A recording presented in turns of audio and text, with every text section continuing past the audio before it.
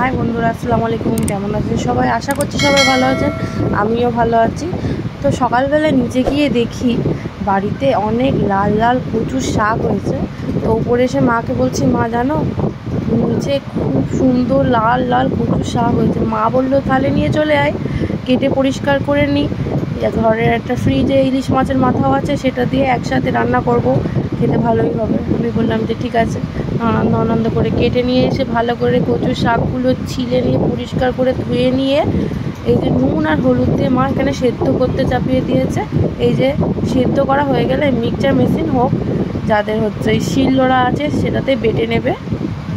এই যে এখানে যা যা মশলা লাগবে, গুঁড়ো লঙ্কা, আদা, রসুন, জিরের পেস্ট, এই যে কচু শাকটা মা বেটে নিয়েছে, কাঁচা লঙ্কা, রসুন কুচি, তেজপাতা, কালো জিরে, একটু নুন আর চিনি।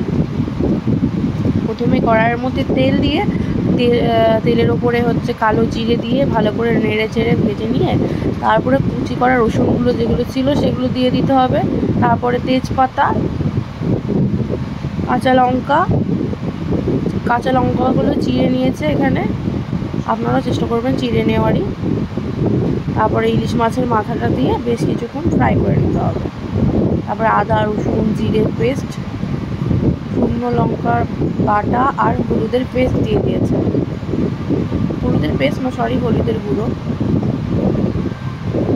এই যে মা এখানে ওই মশলার সাথে ইলিশ মাছের মাথাটাকে বেশ কিছুক্ষণ কষিয়ে নিয়ে খুন্তির সাহায্যে ইলিশ মাছের মাথাটা ভেঙে নিয়েছে। দিয়ে কচুর শাকটা দিয়ে ভালো করে নেড়ে চেড়ে নিতে হবে। তো যারা আমার ভিডিওটা দেখছেন তারা প্লিজ একটু সাবস্ক্রাইব করে দেবেন। যারা সাবস্ক্রাইব করছে তাদের তো অনেক অনেক ধন্যবাদ। যারা এখনও করেননি তারা প্লিজ একটু সাবস্ক্রাইব করবেন, লাইক করবেন, কমেন্ট করে জানাবেন আমাদের ভিডিও কীরকম হচ্ছে। অবশ্যই শেয়ার করে দেবেন যাতে আপনাদের সাথে সাথে সবাই আমাদের ভিডিওটা দেখতে পারে। লাইক করবেন। এই যে আমাদের কচুর শাক, লাস্টে একটু সামান্য চিনি দিয়ে দেবে, তারপর নেড়ে চেড়ে আমাদের কচুর শাক রেডি, দেখতেই পাচ্ছেন। Thank you for watching.